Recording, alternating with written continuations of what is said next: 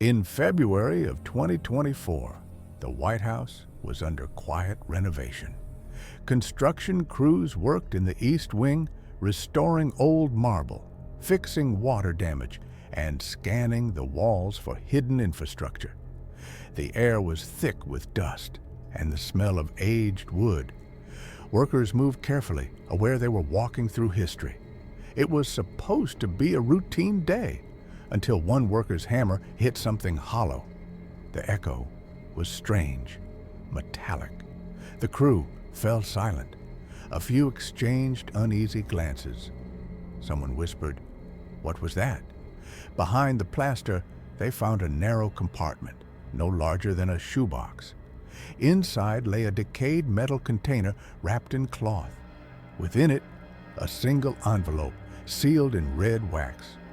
Two words were written on the front: "Do not open." At first, no one paid much attention until they saw the seal. It bore the unmistakable emblem of Abraham Lincoln's personal stamp, a document that shouldn't exist, untouched for over 160 years. And what was inside it would change how America saw its own history. Dr. Samuel Reed, a White House historical advisor, was called to examine it. Reed was 41, rational, grounded, allergic to conspiracy. He had spent 2 decades studying American history, debunking myths, and separating fact from fiction. He didn't believe in prophecies, omens, or coincidences, but that day, he was about to confront something that didn't belong to any timeline. What shocked him most wasn't the seal. It was the date written on the back, April 10th, 1865, exactly one day before Lincoln's assassination. The envelope was opened carefully under controlled conditions. Every inch of the parchment was fragile, stained, and ancient. And yet, the ink still carried an intensity that felt deliberate, urgent. The first line sent chills down Reed's spine. "If you are reading this, America stands once again on the edge of its own undoing." Lincoln's handwriting was confirmed through forensic comparison. It was real, but what was written didn't sound like a 19th century president. It sounded like someone warning the future. Reed read further.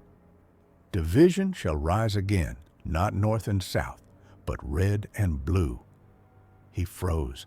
That single sentence described the modern political divide, the red and blue states of America, a reality that wouldn't exist for another century and a half. Reed whispered to himself, "This can't be possible."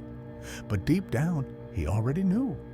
This was no ordinary letter. It wasn't about the past. It was a message to the future. And then Reed noticed something strange. Certain lines of ink shimmered faintly under the lamp, like they were written with a different formula. Later that night, Reed placed the letter under ultraviolet light, and what appeared next was impossible. Faded between the lines was a hidden phrase: "Spectre returns when history forgets." Reed stepped back.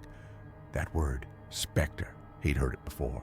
Just months earlier, during a classified briefing, he'd overheard a name whispered in a hallway: Project Spectre, a canceled Pentagon experiment rumored to involve consciousness preservation and temporal communication through electromagnetic frequencies.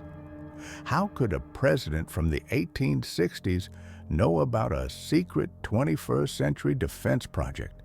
It didn't make sense, unless the letter wasn't written to the future, but from it. Wait, it gets even stranger. At the bottom of the letter, under magnification, a faint note appeared: AL, not for the people, but for the keeper. Who was the keeper? The following morning, Reed brought the document to the preservation lab. Before he could even finish his report, the entire section was locked down by federal agents. Security cameras were turned off. The hallway emptied within minutes. One man in a black suit approached him and said flatly, "Dr. Reed, this document is now classified under national security." Hours later, every trace of the letter vanished from the archives. No record, no copy, no mention. But that night, when Reed returned home, a single envelope waited under his door. The house was silent. The streetlights outside flickered. Reed's hands trembled as he picked it up.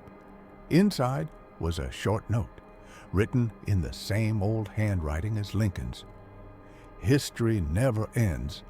It repeats through those who seek it." His blood ran cold. Lincoln hadn't written this for the 19th century. He'd written it for someone who would rediscover it, for Reed himself. But the real shock came the next day, when Reed's digital scan of the letter revealed a hidden sound frequency.